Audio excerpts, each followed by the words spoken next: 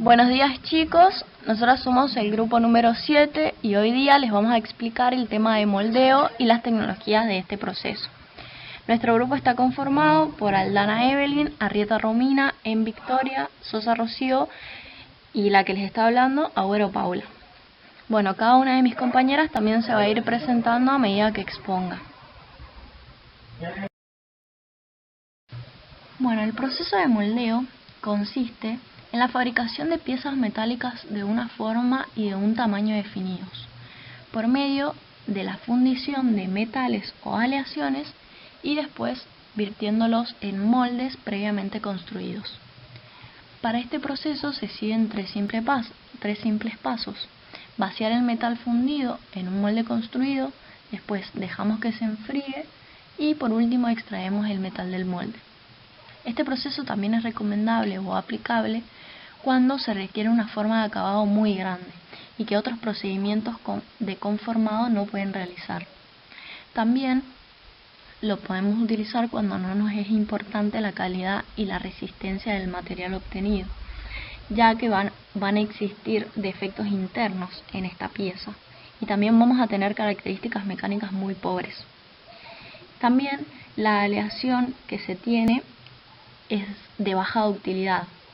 Por eso es que sería difícil utilizar un conformado por deformación plástica. Y bueno, y comparado con el resto de los modelos, este es un modelo muy económico, ya que utilizamos aleaciones de bajo punto de fusión, lo que nos genera un menor consumo energético.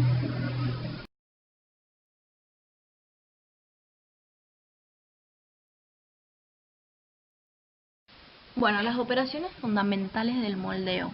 En primer lugar tenemos la fusión, que se lleva a cabo en distintos tipos de hornos y cada horno está adecuado al metal que se vaya a utilizar o a la aleación. En estos tenemos que tener una temperatura mínima para que el material fundido tenga una buena fluidez. Y también tenemos que tener una temperatura máxima establecida para que no se nos vaya a quemar el metal o se vayan a producir pérdidas. En esta parte también se puede realizar las aleaciones, como por ejemplo en la del hierro se pone en la cuchara las aleaciones que se vayan a hacer. Y después tenemos el moldeo y el desmolde. En primer lugar se realiza un modelo para poder fabricar el molde. Después que ya tenemos el molde, se realiza la colada, que es el vertido del material ya fundido en el molde. Y por último, el desmolde, que esto es una vez que la pieza se haya enfriado. Y por último tenemos el acabado, que es la limpieza de la pieza, porque le pueden haber quedado restos del molde, y también se rompen los conductos de ingreso del metal o otras imperfecciones muy obvias. Bueno, las técnicas de moldeo más comunes son moldeo en arena, que es el moldeo más común y se utiliza la arena como material de molde. Y bueno, en este generalmente se fabrican bloques de motores, bocas de incendio, etc. En la próxima diapositiva lo voy a explicar con un video más ilustrativo. Después tenemos el modelo de coquilla, que se utilizan moldes de acero de dos partes. Se pueden obtener velocidades de moldeo altas, por lo que lo hacen un modelo económico, al igual que porque el molde, al ser de acero, sirve para miles de piezas, pero solamente se utiliza para moldear piezas pequeñas y de metales con bajas temperaturas de fusión. Y después, por último, tenemos el modelo de precisión, que es un modelo de cera o de plástico, y estos generalmente se utilizan para un gran control dimensional cuando necesitamos pequeños detalles y excelentes acabados. Muy utilizado en las joyerías y en la odontología. Bueno, por medio de este video les voy a mostrar el proceso de moldeo con un molde de arena. Inicialmente podemos ver que tenemos las placas del modelo donde está la geometría de la pieza. A esta le vamos a colocar dos cajas donde vamos a introducir la arena para, como se puede ver, para luego compactarla. Una vez que hemos compactado, vamos a retirar el modelo dejando la cavidad lista para ser cerrada, como podemos ver. Una vez que la cerramos y la aseguramos, empezamos con la colada del metal fundido. Y luego vamos a dejar enfriar la pieza hasta que se solidifique y tenga una temperatura adecuada. Y una vez que la tenemos, vamos a retirarla, como se puede ver, y vamos a proceder a sacarle los excedentes, o sea, por donde entró el metal, y bueno, limpiar la pieza y terminarla. Bueno, por último les voy a presentar los tipos de moldes de arena que existen. Tenemos los moldes de arena verde, que están hechos por una mezcla de arena, arcilla y agua. Este nombre, arena verde, se debe a que contiene humedad al momento del vaciado. También tienen una superficie de mucha resistencia, de buena retractabilidad, permeabilidad y reutilización. Pero, si bien es uno de los más económicos y más utilizados, la humedad en la arena puede causar defectos en algunas funciones, obviamente dependiendo del material y de las propiedades de este.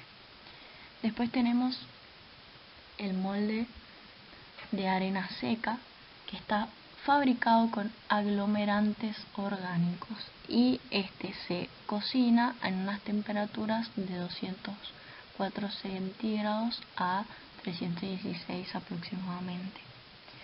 Este nos proporciona un mejor control bidimensional, pero es un molde más costoso ya que se tiene que secar, por eso la velocidad de producción es reducida. Y bueno, y por último tenemos el molde de capa seca, que tiene una superficie de cavidad de un molde de arena verde que se seca a una profundidad entre 10 y 25 milímetros, usando sopletes, lámparas de calentamiento u otros medios. Este molde de capa seca aprovecha parcialmente las ventajas del molde de arena seca y el molde de arena verde. Mi nombre es Romina Arrieta. A continuación les presento los 4 típicos procesos de fundición comerciales. Primero tenemos el proceso de moldeo en arena verde, en el cual se compacta arena arcillosa alrededor de un patrón. En este tipo de proceso, los corazones de arena pueden producir cavidades internas en la fundición. También tenemos el proceso de colado en molde permanente, en el cual se vacía el metal líquido en un molde de hierro o de acero. En los procesos de molde permanente y fundición por presión, se maquina en metal una cavidad. Una vez que el líquido vertido se solidifica en la cavidad, se abre el molde, se quita la pieza y se vuelve a utilizar dicho molde. Luego tenemos el proceso de moldeo por revestimiento o a la cera perdida, en el cual un patrón de cera es recubierto por un producto cerámico. Después se funde la cera y se extrae para posteriormente verter el metal dentro del molde. En el caso de la fundición por revestimiento o de cera perdida, la pasta cerámica recubre un patrón de cera. Una vez que el molde se seca y se endurece, se funde la cera y se saca de la carcasa cerámica, dejando en su sitio una cavidad que será llenada con metal fundido. Finalmente tenemos los procesos de colado en molde cerámico. Estos utilizan un material cerámico de grano fino para fabricar el molde en forma de pasta espesa que se vierte alrededor de un patrón reutilizable, el cual es retirado cuando el material cerámico se endurece. Estos procesos que acabo de mencionarles tienden a proporcionar las fundiciones de la más alta resistencia por su rápida solidificación. También podemos destacar que los moldes cerámicos, incluyendo los que se utilizan en el procedimiento de revestimiento o de cera perdida, son buenos aislantes y dan piezas fundidas de enfriamiento más lento y de más baja resistencia mecánica. Bien, ahora les voy a hablar de la colada continua. Se trata de un proceso que permite el control continuo de la transformación del metal líquido a alta temperatura a sólido para la obtención de productos semiterminados. Con productos semiterminados me refiero a una amplia gama de medidas de piezas dependiendo de la aplicación final, como por ejemplo los planchones para productos planos como las chapas, también para secciones como vigas y palanquillas y para productos largos como el alambre. A continuación les explico su procedimiento. Les dejo este video para que puedan entender un poco mejor el procedimiento de colada continua. Esta se inicia una vez que el acero líquido se vierte de la cuchara al distribuidor, en el cual se reduce la turbulencia del flujo y lleva al acero líquido por líneas de colada o moldes oscilatorios, en donde se le da una refrigeración primaria para solidificarla superficialmente. Luego, mediante spray y toberas, se realiza el enfriamiento secundario. Finalmente, la barra solidificada obtenida es cortada a las longitudes apropiadas mediante máquinas de corte especiales que viajan a la misma velocidad que la barra de acero. Podemos notar que se denomina colada continua debido a que el semiproducto sale sin interrupción de la máquina hasta que la olla ha vaciado todo su contenido. El método de colada continua es el más utilizado para la producción de placas y barras de acero. Este método tiene sus ventajas: mayor rendimiento, trabajo en secuencia, mejor calidad del producto colado y ahorro de energía, entre otras. Ahora trataremos el tema estructura de los lingotes. Bien, si las piezas obtenidas por molde se utilizan directamente sin modificación de forma, o en todo caso si su forma se modifica solo por mecanizado, las vamos a llamar piezas de fundición. En cambio, si estas piezas son trabajadas, luego por procesos de conformado por deformación plástica, como por ejemplo la laminación, las piezas van a ser llamadas lingotes. La facilidad con que los lingotes pueden trabajarse para dar lugar a piezas fabricadas dependen de la estructura del lingote, es decir, su tamaño, forma y distribución de los granos individuales. También va a depender de la presencia de defectos que surgen durante la solidificación. Esto se realiza con el fin de obtener perfiles y tamaños más utilizables industrialmente. En cualquier caso, los principios de solidificación son los mismos. Los lingotes tienen además formas relativamente sencillas. Comenzaremos por estudiar la estructura típica de las piezas coladas para luego revisar los principales defectos que presentan este tipo de piezas. En el caso más general, se pueden distinguir tres zonas en la solidificación de un lingote. Tenemos la zona chill de enfriamiento rápido, la cual está formada por gran número de núcleos. En ella se forman pequeños cristales equiaxiales y tienen una orientación aleatoria. Luego tenemos la zona columnar. Esta tiene un crecimiento de pocos núcleos y una orientación en la dirección del gradiente de temperatura. Esta zona prevalece el crecimiento de granos columnares, a los que denominamos dendríticos. Y por último, la zona equiaxial central. En esta zona se forman nuevamente los cristales equiaxiales. Mi nombre es Evelyn Aldana y yo voy a hablar sobre las tres zonas de la solidificación de un lingote. Como mi compañera Romina ya les comentó, las tres zonas son zona o capa chill, zona de crecimiento columnar y zona equiaxial central. Empezamos con el primero, zona de enfriamiento rápido o capa chill. Durante el vertido de un fundido, el líquido que se encuentra en contacto con las paredes de un molde, que está más frío que este, se enfría rápidamente por debajo de la temperatura de líquidos. Por lo tanto, se forman muchos núcleos en las paredes del molde, nucleación heterogénea, consecuencia del gran subenfriamiento. Estos núcleos comienzan a crecer hacia el líquido. Los cristales así formados presentan una orientación al azar y su crecimiento está limitado por sus vecinos, nucleados aproximadamente al mismo tiempo, lo que da lugar a granos de tamaño muy pequeño. A medida que la pared del molde se calienta, es posible que muchos de estos cristales solidificados se separen de ella bajo la influencia de un fundido muy turbulento. Si la temperatura del vertido es baja, todo el líquido se enfriará rápidamente por debajo de la temperatura del líquido y los cristales barridos en la masa del fundido podrán continuar creciendo. Esto se conoce como nucleación Big Bang, ya que el líquido se llena inmediatamente de cristales y produce una estructura de lingote completamente equiaxial, es decir, no se formará la zona columnar. Si por el contrario la temperatura de vertido es alta, el líquido en el centro del lingote permanecerá por encima de la temperatura del líquido durante mucho tiempo y, en consecuencia, la mayoría de los cristales se volverán a fundir rápidamente, después de separarse de la pared del molde.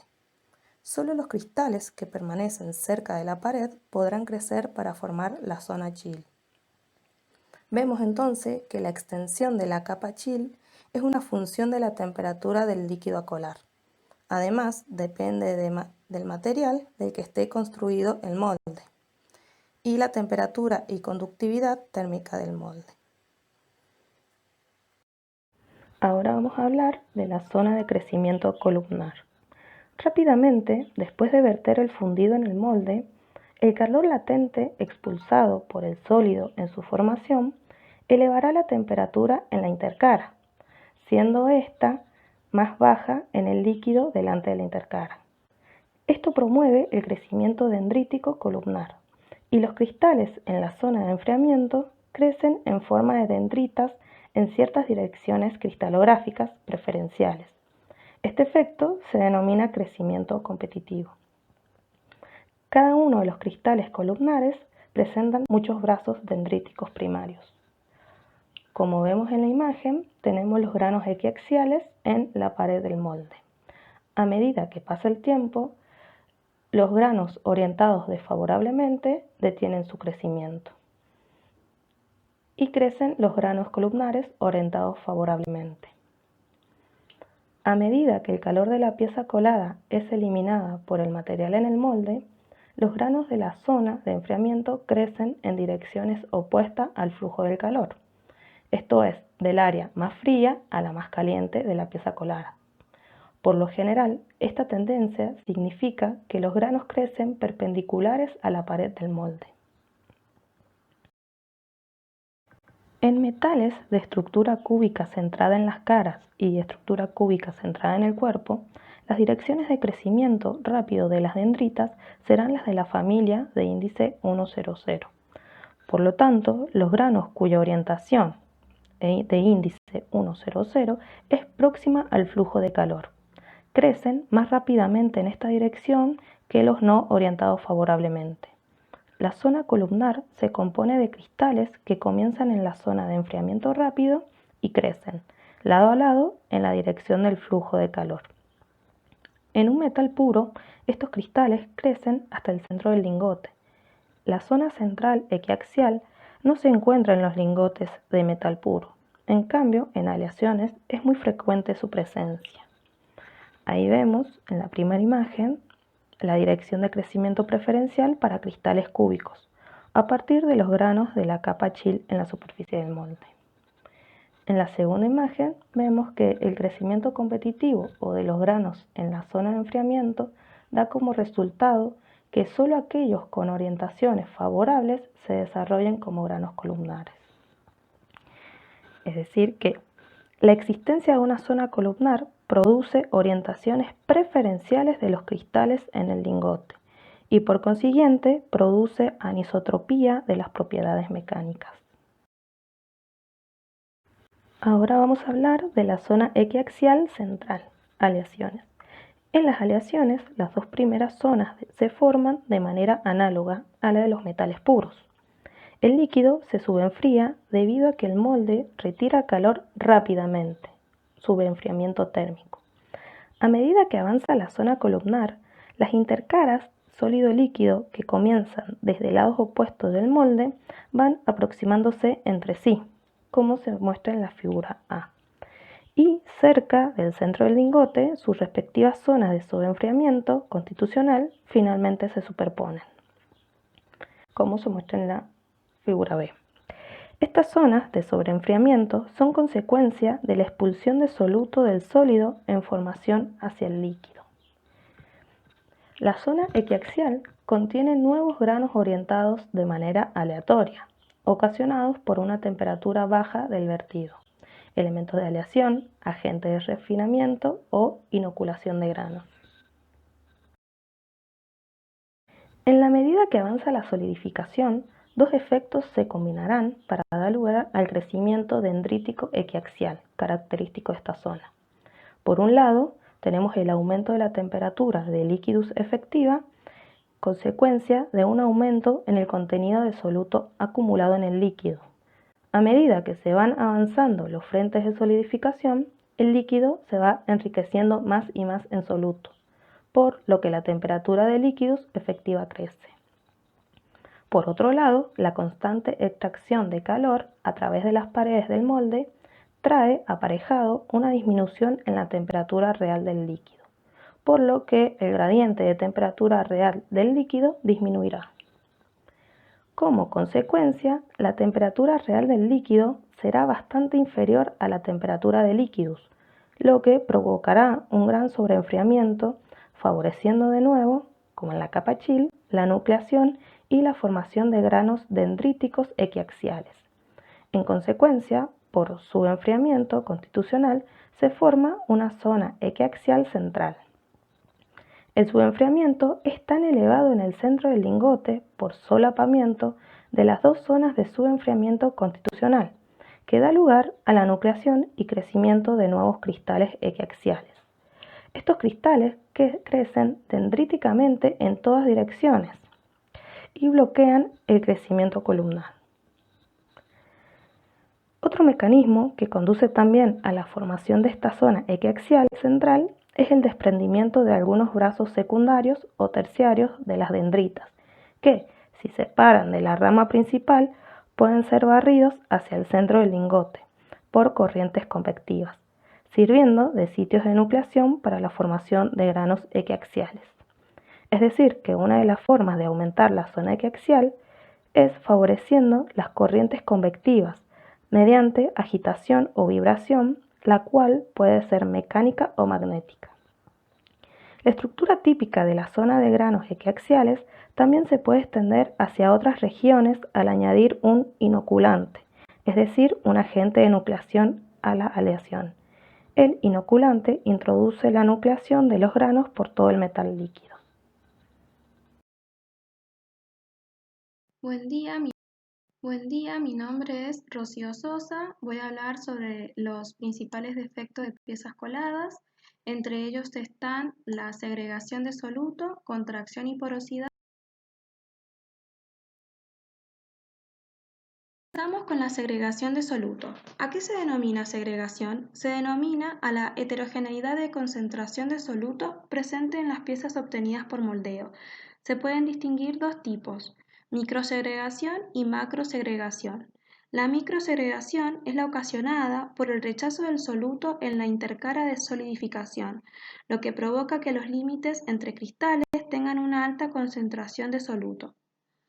Esto es cuando las subestructuras, tales como las células o las dendritas, convergen en el límite y el soluto es parcialmente depositado en ellos y en las zonas interdendríticas. La macrosegregación es la diferencia de concentración entre el centro y el exterior de un lingote colado. Se da a una mayor escala. Dentro de la macrosegregación se pueden distinguir tres tipos: macrosegregación normal, inversa y gravitatoria. La macrosegregación normal se asocia al movimiento de una intercara líquido-sólido, planar o casi planar, si la aleación tiene un coeficiente de reparto menor a 1. Recordando lo que es el coeficiente de reparto, es la concentración en soluto que tiene el sólido durante el proceso de solidificación, que es siempre menor que la del líquido, es decir, que el coeficiente de reparto es menor que la unidad. Entonces, el centro del lingote tendrá mayor concentración de soluto que el exterior. La macrosegregación inversa.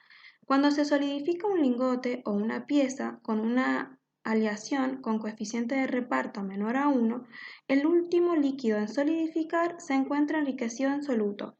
Este líquido en soluto, proveniente del centro del lingote, es alimentado hacia los canales entre las dendritas, lo que causa elevadas concentraciones de soluto en las regiones externas de la pieza o del lingote. Esto es algo anormal con respecto a lo anterior. La macrosegregación gravitatoria. El sólido es más denso que el líquido y desciende hacia el fondo del lingote. Sigue siendo un caso con coeficiente de reparto menor a 1. El sólido llevará consigo menos soluto que el líquido, lo que origina en esta región una segregación negativa en el fondo del lingote.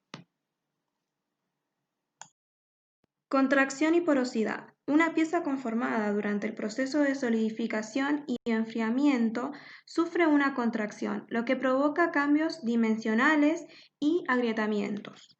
La porosidad en una pieza puede estar causada por contracción, gases o ambos, lo que perjudica la ductilidad del producto colado y su acabado superficial, volviéndola permeable. Pueden desarrollar regiones porosas debido a la contracción del metal solidificado. Las secciones delgadas solidifican más rápido que las regiones más grandes. Pueden desarrollarse regiones porosas en sus partes centrales debido a la contracción de las superficies de mayor grosor que empiezan a solidificar primero. La porosidad causada por contracción puede reducirse o eliminarse utilizando enfriadores. Los enfriadores incrementan la velocidad de solidificación de zonas críticas. Tenemos dos tipos, enfriadores internos y externos. Ambos están en fundiciones en arena. Los internos están hechos generalmente por el mismo material que la fundición. Y los externos pueden estar hechos del mismo material o pueden ser de hierro, cobre o grafito.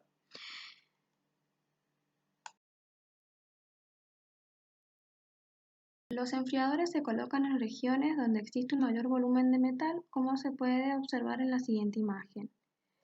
En aleaciones, la porosidad se puede reducir o eliminar haciendo más abrupto el gradiente de temperatura, es decir, aumentando la temperatura.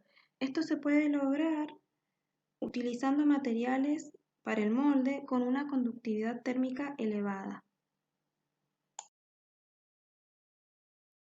Los metales líquidos tienen una solubilidad mucho más grande para los gases que los metales sólidos.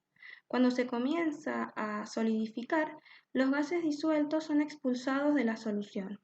Los gases se pueden acumular en regiones de porosidad existente o pueden causar microporosidad en el producto solidificado.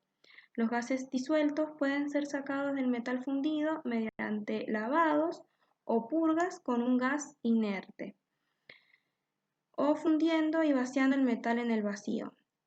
Si la porosidad es esférica con paredes lisas, las causantes son gases.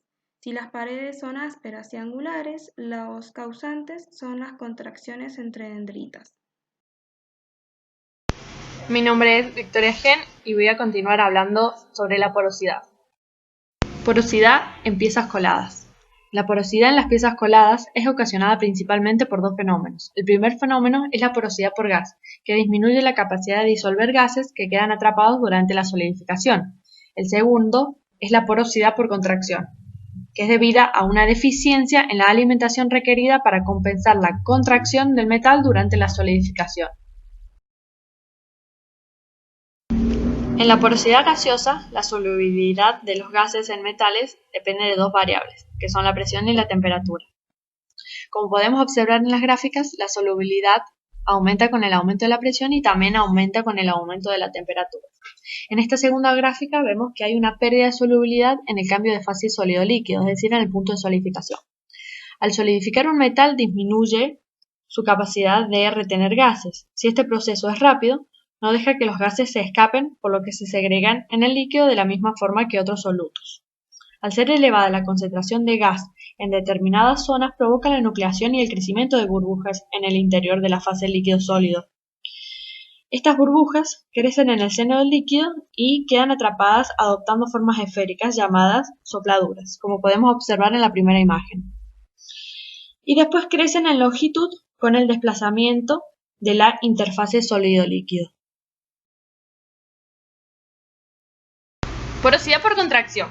Cuando los metales se solidifican, se contraen, dejando espacio entre las partículas. Estas tienen tamaños menores a un micrón, por lo que se denominan microporosidades, las cuales se van a formar entre las dendritas y las ramas dendríticas. En la imagen en la derecha se puede observar una estructura que se caracteriza por tener forma de árbol de cristal, que crece a medida que el metal fundido se solidifica e influye en sus propiedades. Las impurezas Son sustancias extrañas que acompañan a los metales y a las aleaciones en procesos de solidificación y se clasifican en 3 grupos: impurezas metálicas, impurezas no metálicas o inclusiones e impurezas gaseosas. Las impurezas metálicas forman parte de la masa de la aleación, por lo tanto modifican sus propiedades, y dependiendo de su origen pueden ser favorables o perjudiciales. Las impurezas no metálicas son aquellas que no se disuelven en el metal base y quedan incluidas en las masas metálicas de las aleaciones. Estas pueden provenir de distintas fuentes.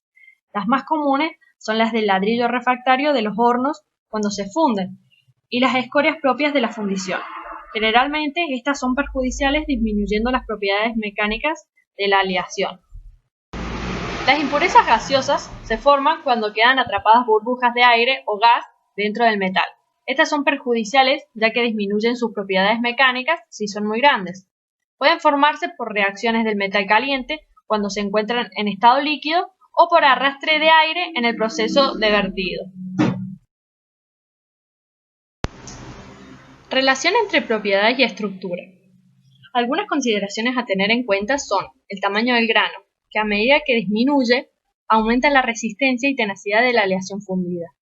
Su falta de uniformidad en tamaño y distribución del grano producen propiedades anisotrópicas, es decir, sus características son diferentes según la dirección en la que se estudia la aleación.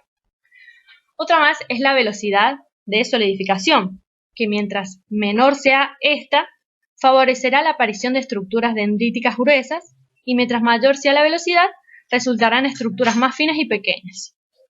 También tenemos la convección, que es el transporte de calor por medio del movimiento del fluido, y da como resultado un aumento en la transición del grano en forma de columnas equiaxiales al romper y separar los brazos dendríticos. Si esta se elimina o se reduce, se obtendrán granos dendríticos más largos y grandes. Tenemos también la segregación del soluto, que genera heterogeneidades y zonas de menor punto de fusión. Se pueden homogeneizar sus estructuras químicas por medio de difusión, recocido o normalizado, calentando por un tiempo prolongado la pieza sólida, y no se realiza comúnmente ya que eso es muy costosa. Por último tenemos el sobreenfriamiento. Mientras menor sea el sobreenfriamiento, se logra un grano final más fino que se extiende a otras regiones, contrariamente si se produce un gran sobreenfriamiento, haciendo que su microsegregación disminuya. Esto se logra dependiendo de la forma y tamaño de la pieza. Bueno, con esto hemos por finalizado nuestro tema, que era tecnología del proceso de moldeo. Espero que hayan entendido y les haya gustado. Muchas gracias.